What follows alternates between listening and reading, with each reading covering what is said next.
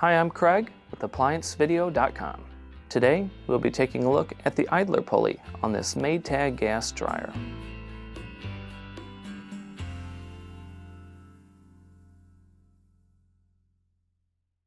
Stop. Before beginning any repair, always be sure to disconnect the power to the appliance.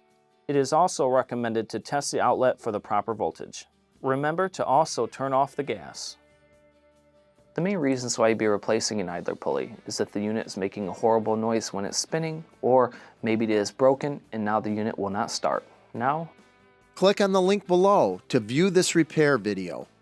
ApplianceVideo.com guides you step by step, giving you the confidence to avoid recalls and callbacks, also saving time on repairs.